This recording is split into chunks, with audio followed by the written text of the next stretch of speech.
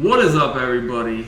It's your boy Duke here from Sportsgamerz.com, back with another awesome Madden 16 gameplay for you guys. So today I'm playing the #1 ranked player in MUT on the Xbox One, currently SDW. Now this game took place in the salary cap tournament. As y'all know, I won that salary cap tournament on Xbox One. I actually went undefeated to win it. Didn't lose a single game. To get flown. So by winning that tournament, it allowed me to get flown out by EA to compete in the Madden 16 championship. It's very exciting. So first play of the game, I noticed. Well, not first play of the game, but first play of this series. I guess I must have missed the first few minutes of this game. Doesn't really matter. It was 0-0. You're getting the good action right back. Excuse me, y'all. I see Dez Bryant, golden ticket Dez Bryant, match up with Trey Waynes. He's in a man-to-man blitz. That's never a good thing. If you're going to leave corners one-on-one with golden ticket receivers, you better have some golden ticket corners. Not some, 90 overall Trey Waynes or, whichever Trey Waynes that is. That's not going to cut it. So now he got ball looking to match me. Now, when I saw I got matched up with SDW, I was pretty, happy because I knew SDW was one of the highest ranked MUT players. I don't know if he's #1 at the time. He's #1 now. But, a lot of times, the last few years, there's been a big debate, how tournament players and MUT players match up. I'm coming from a tournament background. SDW is coming from a MUT background. So, the biggest thing, really, when it comes to the difference, there's differences between, the way people play these games. Like, people who play MUT and all that, that's played on All Pro. Versus people who play regular teams and in tournaments and money games and franchises and all that, that's played on All Madden. That's probably the biggest difference because playing on All Madden and All Pro is hugely different. And I just want to let y'all know that in case you didn't. So on All Pro, guys, you probably know you can just throw passes into coverage, even double coverage at times, and just aggressive catch like crazy, and it's just overpowered as crap. It's annoying. On All Madden, you can't do that. If you throw crap in double coverage, you will definitely pay. You will get picked. You cannot rely on aggressive catching either. Yeah, you can do it here and there, but it's not as effective. Nowhere near. And part of that is because just all Madden defenders are smarter the way they should be and play better.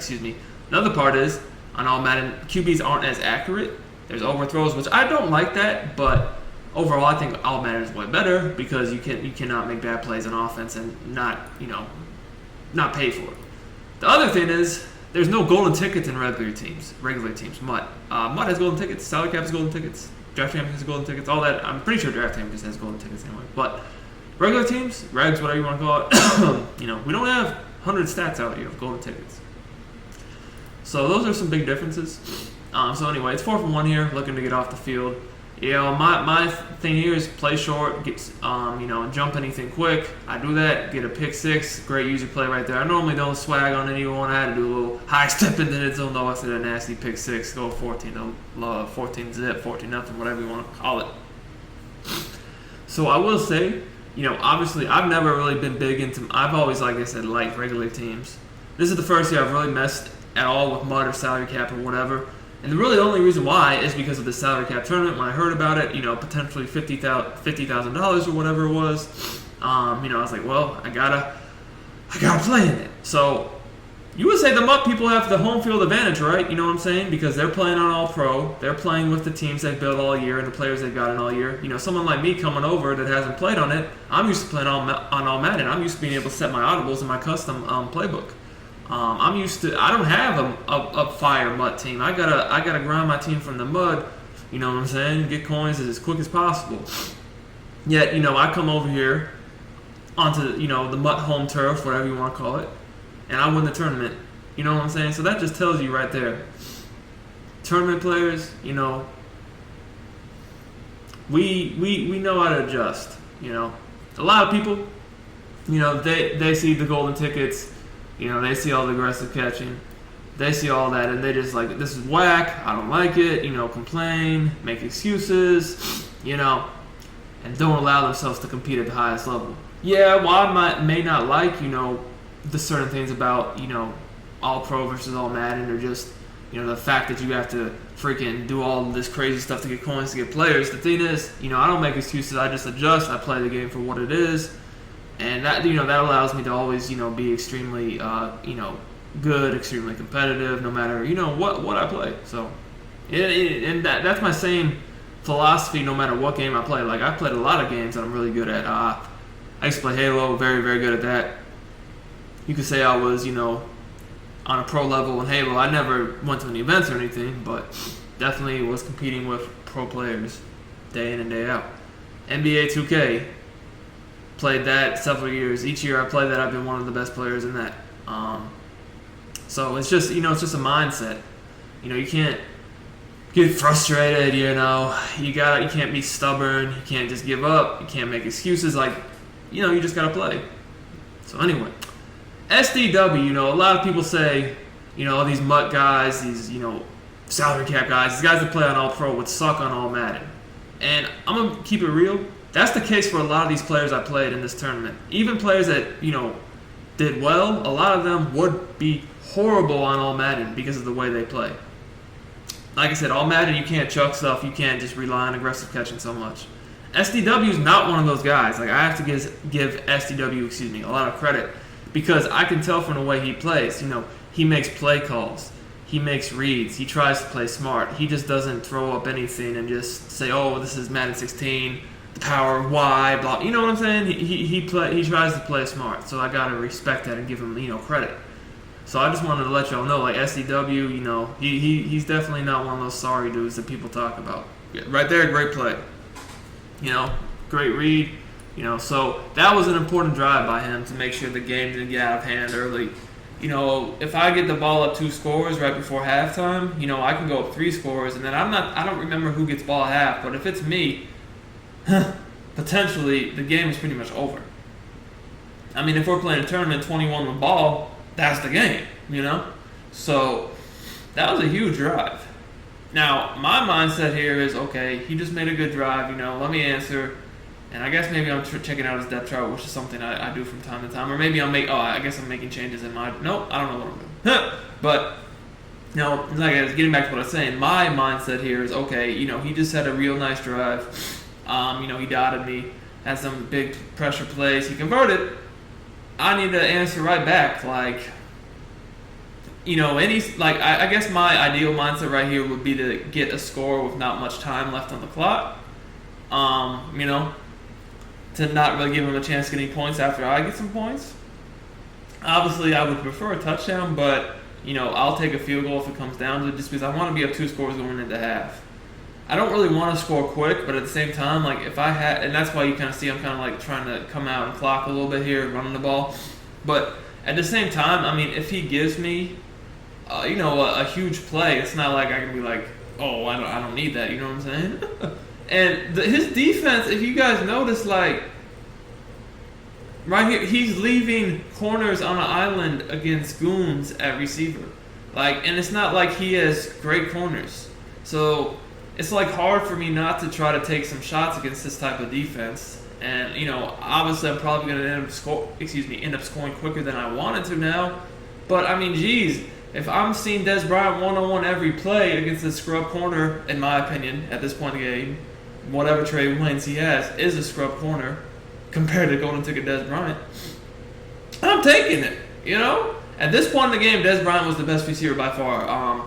The Golden Ticket, Herman Moore and Mike Evans were not yet out, okay? So, or the Irvin for that matter. So he's by far the best receiver in this game right now, and I'm looking at a corner that I'm assuming is probably one of the low 90s or whatever Trey Waynes. I'm like, come on, man. I'm seeing this every play. You got to do something different. So I had to kind of take advantage of it. Anyway, I'm trying to, make him burn his timeouts, burn his draws, burn his draws, whatever you want to call it. I don't want to, have him get the ball back with all this timeout. So, one of I'll say the only bad thing about the Colts playbook is this right here. That's like the only really I-form toss play that has a fullback dive, the same formation. And it's just not that great of a formation for the combo. There's just way too much blocking on the one side and none on the other, so it's kind of like easy to know which side the ball's going to most of the time. So when I get like inside the 5, like I really wish I had another type of formation. But anyways, knowing that, you know, right here, basically my mindset was I do not want an incomplete pass, you know, because if I'm going to have to settle for 3, he has no timeouts left. I want to take all, you know, all the time off the clock so he gets the ball back, you know, maybe 30 seconds or so. But, you know, it just was a perfect play call for what he was doing. I ended up scoring a touchdown, so that took all that out of the equation, which is fine with me. So I'm up 2 scores. He has a minute left, which, like I said, is more than I would like, especially since he almost broke that kick. That luckily I had someone come in and make a tackle the last second. But as is, he's already at the 40. So, I mean, he's very close to field goal range with basically a minute left. So my mindset here is no touchdown. Like, it's going to be hard to hold a good offensive player to a field goal in this situation because you have to play so that they don't get a touchdown, so you can't really be leaving people one-on-one on the outside. And given that, well, I mean, it's on this game, if you're going to play like that, the dink and dunk stuff can kill you. And, I mean, like I said, he has a minute, and he basically needs 20, 25 yards, depending on who his kicker is. So, yeah. We're going to do the best we can, though. So right off bat, we actually scream, and really that could have been picked. That was a bad play by him. You know, for the most part, he's made some pretty good plays on offense other than the pick 6 he threw. That was a bad one, though.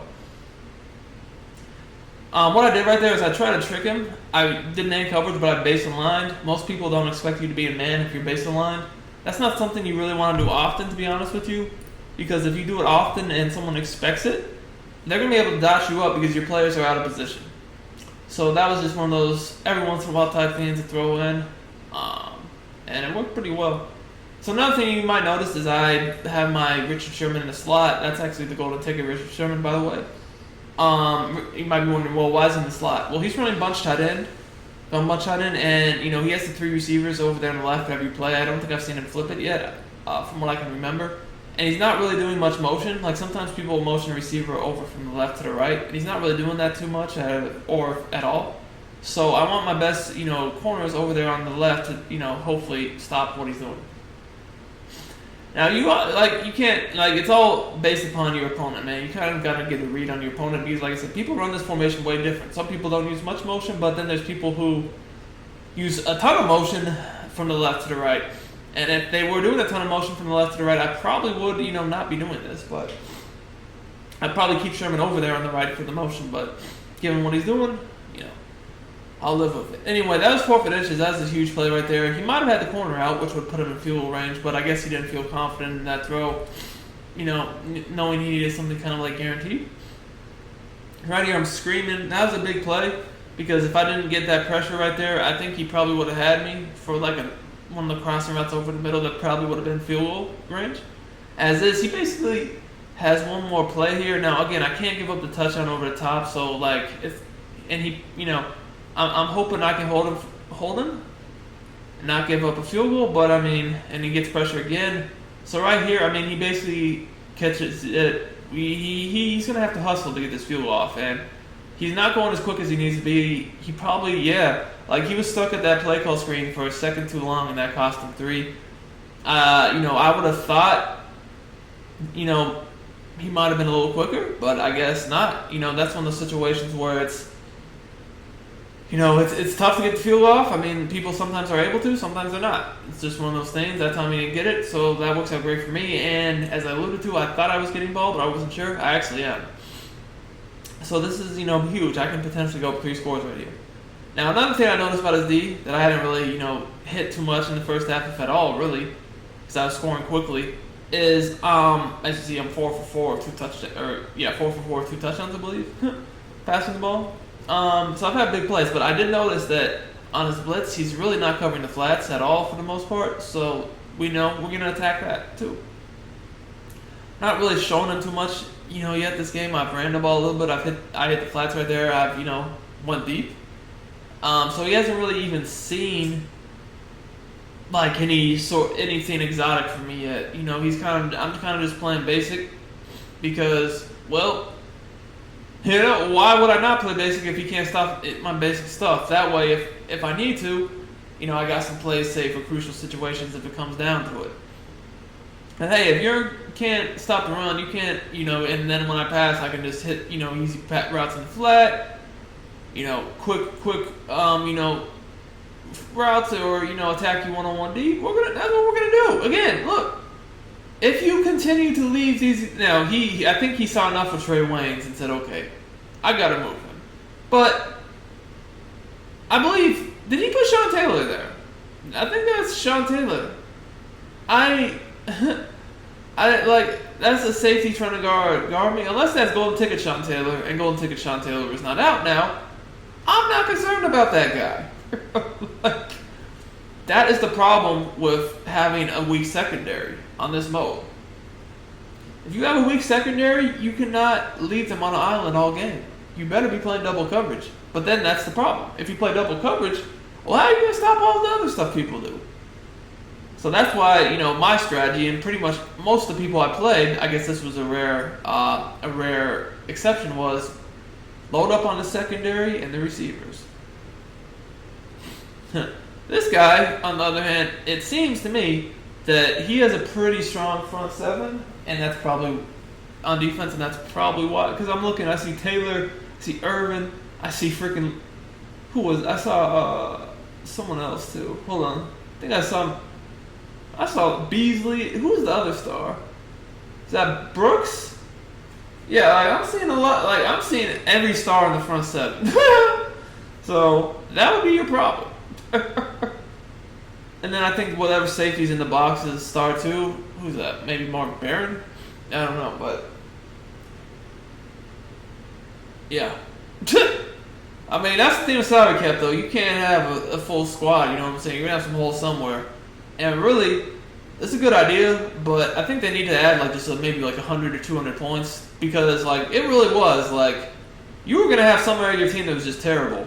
And, people were going to take advantage of that. And to me, that just makes the game way too simple, man. You can't, that, to me, that just, again, just caters to people playing, small brain game. Okay, for instance, you have weak secondary, I'm going to attack. Your front seven's weak, I'm going to attack that. Your offense is weak, there is just something you could attack, and that just makes it too easy. I definitely don't think people should have just goons, be able to have golden tickets and ultimate legends and 99s everywhere. No, not at all. But don't make it so that we have to have bums, on the team to fill out the team. At least make it I don't know, if we could at least have to where there was high 70s, mid 80s players across the board at the lowest, that'd be way better than having to deal with silver and bronze players. It really would, because then there would want to be just something so obvious you could attack left and right. Then, yes, we could have the geeked up secondary, to deal with the geeked up receivers. You got, because really gold players aren't going to hold their own against receivers. But then at least we could make sure we weren't having to run with bums in the front seven, Because, listen, you can get by with gold players or low elites in the front seven. You really can. But you can't do that in the secondary. No, sir. So if you want to have the goons in the secondary and on offense, you're going to have the bums in, I had a few bronze guys. Yeah. It's just the way it was. Woo! Sure. Now, one thing I want to mention is, and I've said this a lot, on this Madden 16, linebackers, no matter what their coverage rating is, do not play good in coverage. So even though I'm screaming out of this, you can just see I'm getting dotted. It's because even if you have the right coverage adjustments, they just don't play good enough. So that's kind of why I want to, start running more multiple DB formations, dollar to big dime, all those, because it gave me better coverage. And then I needed I needed 6 good DBs, including the secondary, and that really made my front seven ass. So again, that's the problem. It really is. And that just goes back to adjusting, though, like I said, because in regular teams, I'm able to have, play the Seahawks and, don't really have a huge weakness, So I can run, the 3-4s, and people don't have 100 offensive threats on each team. So you can stick in a 3-4, 4-3, or 4-6. On here, look, Palmerson, Cooper, Austin, Reed. And that's not even that's average for the way most people have their teams. Yet still, that's a very good player at every spot. I think he has 2 Tavon Austins too. So, I mean, you gotta have DBs out there, you know? And again, that just goes back to, like I said, being able to adjust. Yeah, you know, we had to. We had to. But anyway, I'm up 21 years, being in the fourth. I'm just telling myself, basically the game's over with as long as I don't do anything crazy, right? I mean, I know he has to get a touchdown here. He can't settle for a field goal. So, knowing that, I mean, again, look at some of my players. Like, I just had a 57 overall guy in. Oh, brother. So, anyway, a lot of these guys in the game right now are terrible. But, you know, that's the way we have to do it in the salary cap. Anyway, I'm just telling myself, like, don't give up. Don't give up this 3rd and 10. Make him go for it. No big plays. Make him work. Make him struggle.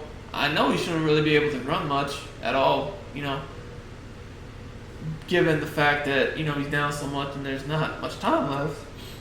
Can't really take his time. He threw a flat pass there and got 2 yards, I believe. You know, short gain. Yeah, he got out of bounds, but, I mean, it does bring up a 4th and 8 here, so I'm going to go right back to this quarter CD.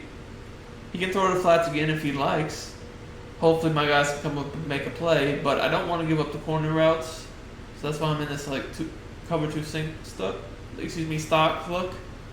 And right there, he had a nice route combo coming over the middle, but I read it, and right as I read it, you know, he had to hold on the ball a split second longer, and what you know, Von Miller comes through. That's my one good front 7 player, I guess, out of that formation.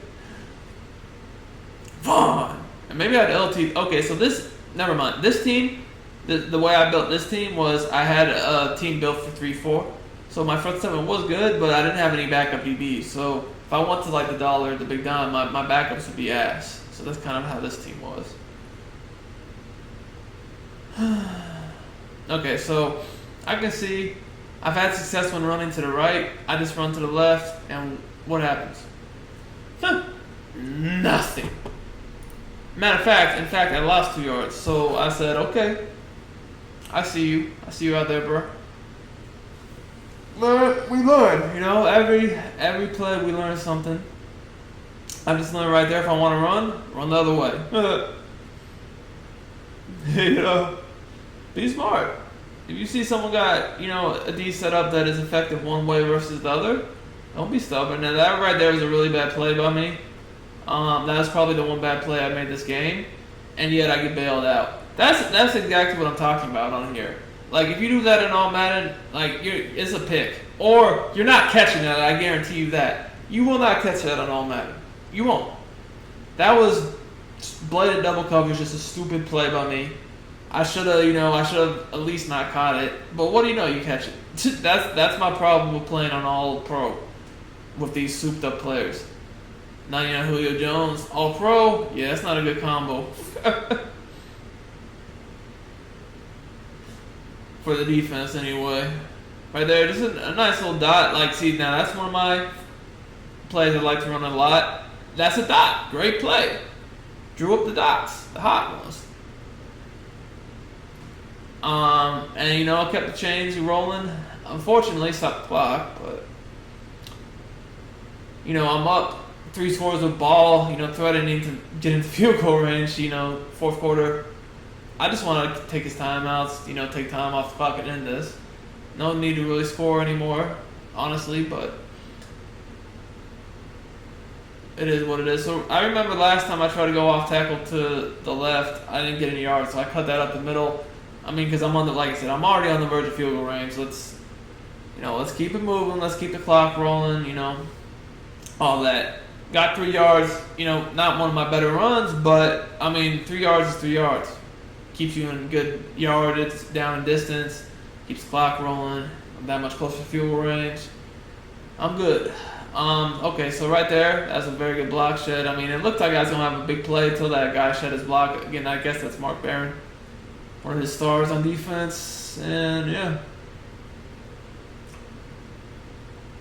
The thing is, it looks like he has that base DRC, and I think that's who he's using, just because I'm sure he's fast, but I'm not 100% sure. I have to pay more attention on this play.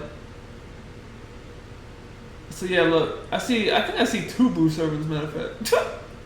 This dude, okay. This dude's freaking front seven is out of control. Okay, so he's using somebody else. And there's just another. Now, see, I mean, yes, I'm dotting him, but damn, like, I keep freaking going out of bounds. Like,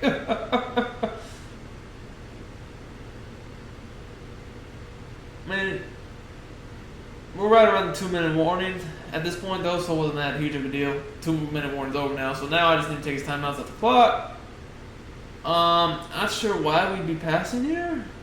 And, I mean, I had the corner out, but, yeah, I'm not sure why we passed there. Not sure. I mean, there wasn't really any reason to pass there. I mean, now that's great balance, 10 rushes and 10 passes.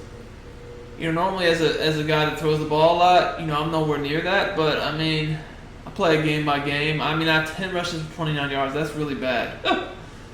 But, you know, being that I'm up, it's keeping the clock rolling, you know. And it's making him respect it. You know, on this game, even if you're not breaking off huge runs, I just think offense is easier when someone at least has to expect the run.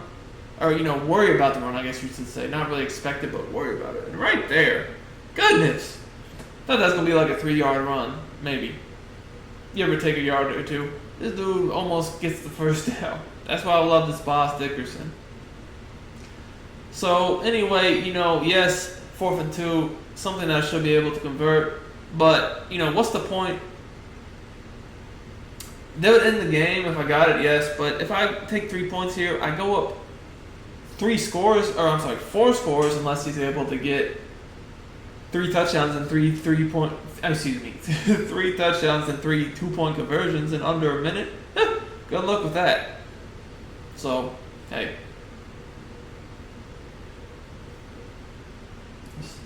Play, you know, smart. I mean, he has 7 points so far. Good luck scoring 24 points in 40 seconds. If that happened, I wouldn't even know what to say. Basically, that'd be crazy. That'd be probably the craziest thing that's ever happened to Madden. If he was able to come back right here. But you know, let's see. I mean, I'm gonna just be a 2-man under. And you can notice even when I'm in this nickel prowl, I still have a few, like, my nickel back is horrible. That's because I have a few extra linebackers so I can run 3-4. So like I said, you can't have it both ways, man. You really can't.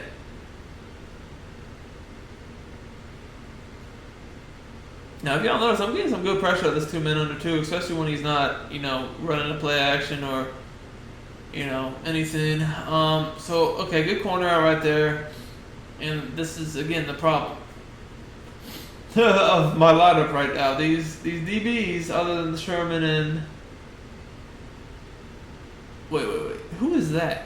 I don't even know who that other guy is. Johnson? Don't ask me. Anyway.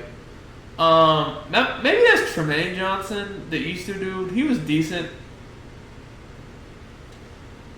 I think that was one of the guys I just happened to be able to pick up for cheap, you know, when I first started playing this, because, like I said, I didn't have too many coins, so, you know, yeah, I was able to get, like I said, when I saw all these golden tickets people were using, I was like, damn, like, I need to get 1 or 2 of them. So I was able to get the Des Bryant and the Sherman eventually, you know, and I just had to grind to get those dudes, you know, because I needed them on my team. Like, it was just not fair playing people who had those types of players and me not, so... Even though I still beat all those dudes, I was just like, damn, these dudes make the game so much easier. Gotta have them. Now, eventually, just by playing this so much, I was able to get a geeked up team because of the whole, you know, as much salary cap as I did play. But at first, it was a pain in the ass. But that's just anything, man. You gotta put the time in and you get rewarded. So anyway, I mean, he's trying to go for big plays here. I mean, he has no timeouts. I mean, what else is he to do? Much respect, though, for him staying in the game and fighting. Most people would be like, you know, forget this, let me quit. You know, he's not doing that. That guy was, like, running a lot of corner. Is that who I have? Yeah, so I put my bum at safety and put Ronnie Lott at corner. But I'm sure Ronnie Lott, you know, he's not the best either, but he's better than some Browns guy. Now, if that was like, Boss Ronnie Lott or even Ultimate Legend Ronnie Lott or, whatever, Golden Ticket Ronnie Lott, he wasn't out then. I don't even know if the bosses and all were. I can't really remember. But, yeah, I'm sure they'd be okay at corner. But that's not, I don't even know which Ronnie Lott that is. But I guarantee you, I've never had Golden Ticket or Boss or Ultimate Legend Ronnie Lott, so I know it's not any of them. Maybe it could be the Ultimate, Christmas one or whatever it was, the cornerback that was kind of cheap. That one was actually pretty good. But I don't know if it's him or not. Won't bluff me. Anyway, I think he's out of here. I hope y'all. Oh no, guess he's just gonna let me kneel with him. Be done with it. Anyway, I hope y'all enjoyed this game. Be sure to subscribe to the channel, like the video. Let me know what y'all think.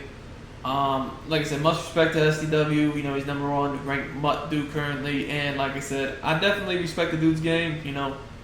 Definitely showed me that he knows what he's doing. Even like you probably looking at the score and saying, "What are you talking about?" I mean, I'm just a very good player. Stuff like that happens. But, from playing him, I could tell he was making play calls. He knew what he was doing.